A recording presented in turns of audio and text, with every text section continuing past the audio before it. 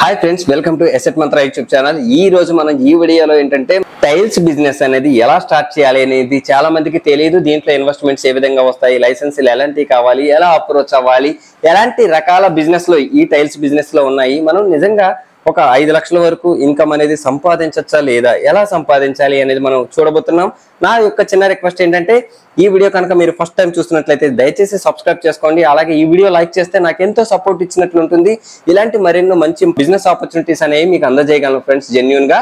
మరిక లేట్ చేయకుండా వీడియోలోకి వెళ్ళిపోదాం. మనం టైల్స్ బిజినెస్ అసలు ఎందుకు స్టార్ట్ చేయాలి అని చూసుకున్నట్లయితే చూడండి, ఇప్పుడు కన్స్ట్రక్షన్ వర్క్ అనేది ప్రతి చోట కూడా పెరుగుతూనే ఉంది. అలాగే మీ ఏరియాలో కూడా చూసుకున్నట్లయితే ఒకప్పుడు ఓన్లీ ల్యాండ్స్ ఉండేవి, ఇప్పుడు ఆ ల్యాండ్స్ ప్లేస్ లో బిజినెస్ అనేది బిల్డింగ్స్ అనేవి చాలా ఉన్నాయి అనమాట. సో ఇది 365 డేస్ మీకు 24/7 కావాలన్నా రన్ చేసుకునే బిజినెస్ అనమాట.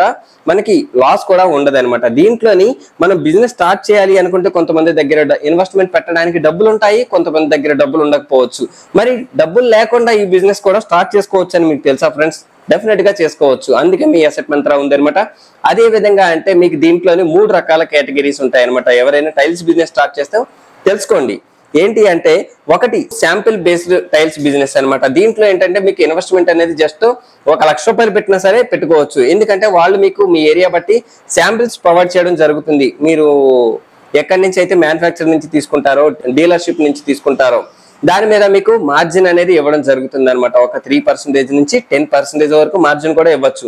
దీంట్లో ఏం చేస్తారంటే మీ రోలు ఇక్కడ, ఫర్ ఎగ్జాంపుల్ ఇది ఒక టైల్స్ ఇక్కడ చూపెడతారు వచ్చిన కస్టమర్ కి, సార్ ఇది 3D టైల్స్ అనమాట, ఇది మీరు చూస్ చేసుకోండి అని ఇలాంటి రకరకాల డిజైన్స్ చూపెడతారు. వాళ్ళ కస్టమర్ ఆర్డర్ చేస్తాడు మీ దగ్గర నుంచి.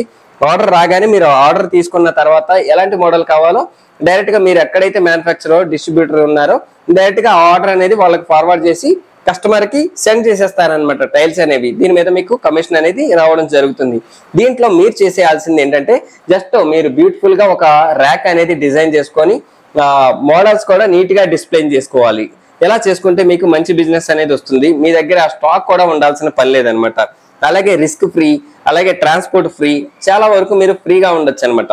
దీనికి మీకు ఒక ల్యాండ్ కానీ లేకపోతే ఒక షాప్ ఉంటే సరిపోతుంది ఫ్రెండ్స్. దాని మీద మీరు డిజైన్ చేసుకొని నీట్ గా బిజినెస్ తెచ్చుకోవచ్చు. ఇక రెండో మోడల్ బిజినెస్ ఏంటి అంటే స్టాక్ బేస్డ్ బిజినెస్ ఫ్రెండ్స్. దీంట్లో ఏంటంటే మీరు కొంచెం హయ్యర్ గా ఇన్వెస్ట్మెంట్ పెట్టాలి. ఏంటంటే ఒక 7 lakhs 8 lakhs పెట్టుకున్నట్లయితే మీ దగ్గర స్టాక్ ఏ ఉంటుంది. ఇంకొంచెం పెద్దగా షాప్ అనేది ఉండాలన్నమాట. మనకి ఒక 1500 మినిమం ఎస్ఎఫ్టీ అయితే ఉండాలి. దీంట్లో ఏంటంటే వచ్చిన కస్టమర్ కి మీరు శాంపిల్స్ చూపెడుతూ ఇన్ కేసు కస్టమర్ ఆర్డర్ చేసినట్లయితే మీ దగ్గర నుంచి ఆర్డర్ అనేది డెలివరీ చేసుకోవచ్చు. మనకి శాంపిల్ బేస్డ్ బిజినెస్ కన్నా దీంట్లో ఎక్కువ ప్రాఫిట్స్ మనకి 15 to 20% వరకు వస్తుంది అనమాట, బేస్డ్ ఆన్ డిజైన్ బట్టి అలాగే క్వాలిటీ బట్టి కూడా. ఇక మూడో మోడల్ ఏంటి అంటే టైల్స్ హోల్సేల్ బిజినెస్ అంటారు. దీంట్లో ఏంటంటే మీరు ఇంకా ఎక్కువ స్టాక్ అనేది పెట్టుకోవాలి. దీనికి ఇన్వెస్ట్మెంట్ అయితే ఒక 10 lakhs అబవ్ ఉంటుంది. దీంట్లో ఏంటంటే మీరు కస్టమర్ కి సర్వ్ చేసుకుంటూ ఉండొచ్చు, ప్లస్ హోల్సేల్స్ కి డీలర్షిప్స్ కి కూడా మీరు ప్రొవైడ్ చేయొచ్చు అనమాట.